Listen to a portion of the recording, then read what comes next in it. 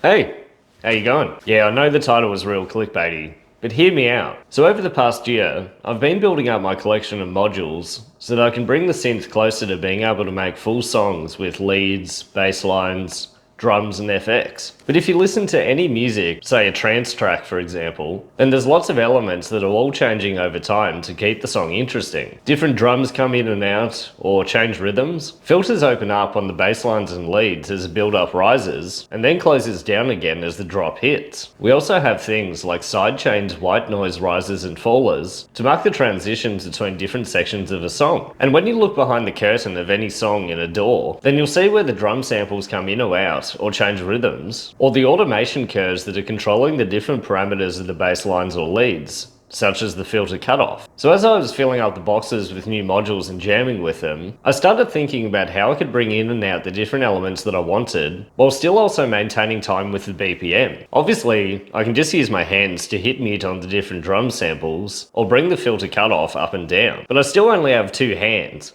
Why didn't you give me 4 arms? And trying to keep track in my head of what I was changing, and still staying in time with the BPM, was just proving to be an absolute disaster. Even more so if I want to play a lead on the keys, while still changing everything else at the same time. So I started thinking, alright, then I'll build more LFOs to move the filters cutoff, and use the clock divider to bring the different drums in and out. But then I ran into the problem of breaking out of an 8-bar loop, and moving the song forward in its progression. And the more and more I thought about it, the more I realised just how fucking expensive it was going to get just to be able to play full progressive songs on the modular synth. I mean, it would just take an insane amount of modules and programming to be able to bring it all together. So I started thinking, there has to be a better way that doesn't involve spending an arm and a leg on an already pretty expensive hobby. I was originally planning on designing a module that had its own user interface to set different outputs to either gates, triggers, LFOs or envelopes, and then have them all triggered on specific beats or bars. But trying to code a menu system onto one of these little LCD displays was just proving to be way too difficult for me. But then one day, I had the brainwave to just use MIDI instead of trying to reinvent the wheel. So that's when I ended up designing this module instead, which takes MIDI data from FL Studio or any other DAW and converts it into gates, triggers and CV via this cable converter thingy. So now I can use the DAW to bring in and out the elements that I want, while freeing up my hands to be able to focus on less time-intensive elements. And I gave it the name the automation sequencer due to the fact that in DAWs we can create automation curves, which control the different parameters on virtual synths. And I wanted to use this concept to translate over into the physical synth world. So taking a close-up look at the actual module itself, first, let's please ignore the big gaping hole that's right here. It's where I was originally planning to have one of these little LCD displays for a full menu system, but the problem was that it was actually slowing down the MIDI portion of the code and making it real laggy. So in the end, I just decided to get rid of it entirely. And instead, I now use the encoder to select between the different outputs. And just ignore the fact that these two LEDs aren't lighting up at the moment. But we can use the encoder to select between the different outputs. And when we press the encoder once, the corresponding LED will flash twice for a trigger, or once for a gate. And this bottom row down here is where we find our CV outputs. But at the moment, only the first 4 are working. This is due to the fact that I couldn't figure out how to change the I2C code on the other MCP 4728 quad DAC. So if anyone knows how to actually change that code, that'd be really helpful. And down the bottom here, we also find a clock output, where I was planning to have the actual MIDI clock data coming out from this output, but it wasn't quite working properly. So I realized I could just treat it like any of the other gate or trigger outputs, and then just create my own custom clock patterns. And next to that is where we find our MIDI input, which is where this data converter thingy connects up to. Let's plug our cable into the MIDI input and start sending some MIDI data from the DAW to see how we can use the different outputs to control the entire system. So the first thing we need to do is plug the cable converter thingy into the USB socket on the laptop. So now if I plug the MIDI end of the cable into the automation sequencer, then nothing happens because we haven't sent any MIDI data yet. So on FL Studio, if we replace this sampler channel with a MIDI output and set the port to number 2, then we can start transmitting MIDI data over the cable. So if I now open the piano roll and hit C0, we can see the clock output start to flash. Then if I hit C#0, we can see the first output begin flashing as well. And depending on how we set the output using the encoder, hitting C# will either produce a gate or a trigger.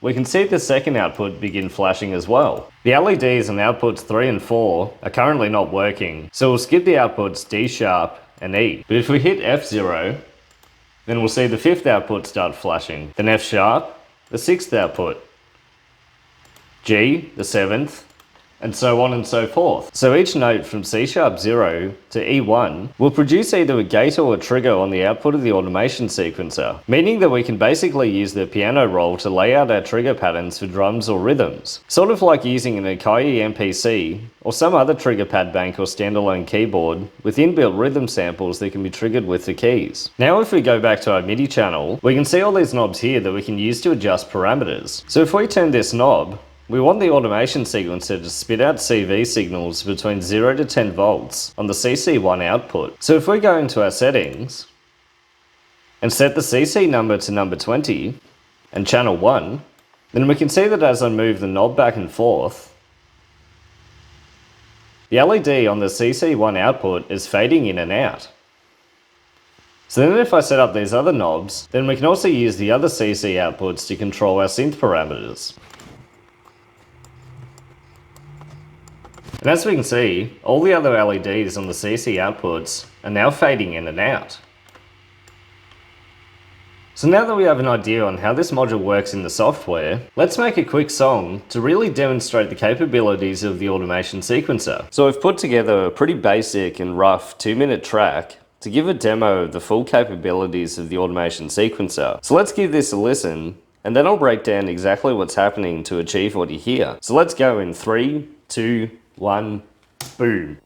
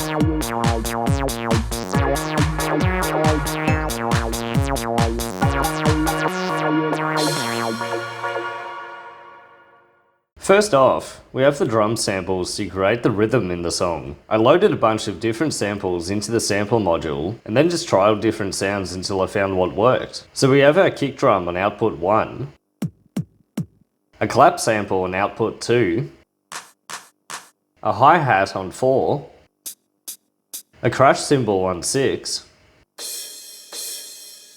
a woodblock on 8, and this weird donk sound on number 15. I then just laid out a basic techno pattern with a 4 on the floor kick drum, the clap on the 2 and 4 beats, an offbeat hi-hat, and the crash to mark a transition in the song, with the woodblock and donk sound sprinkled in every few bars.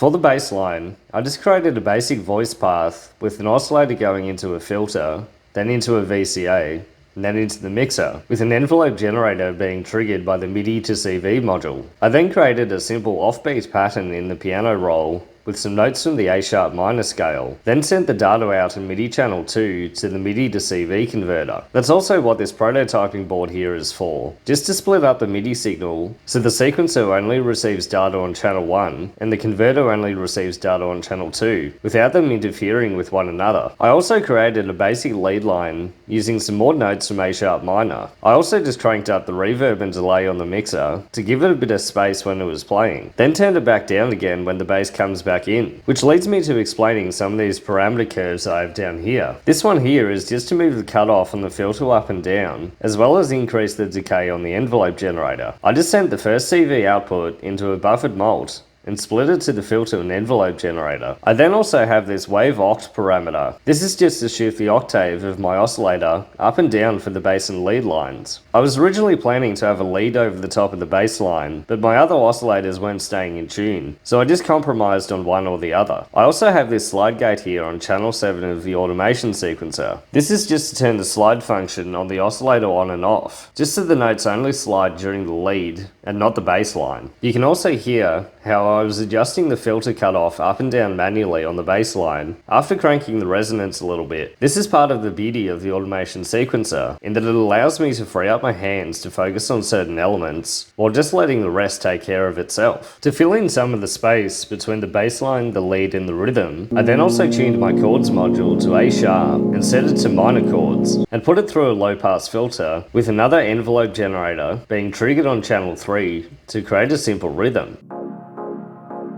I then have a few more parameters controlling the chords. The first one is just to switch the chord between an A sharp minor 5th or 7th every bar or two. And the next one is another envelope just to control the cutoff and the filter so we can move it up and down between build-ups and breakdowns. Finally, I also used my audio sampler module to record myself saying the word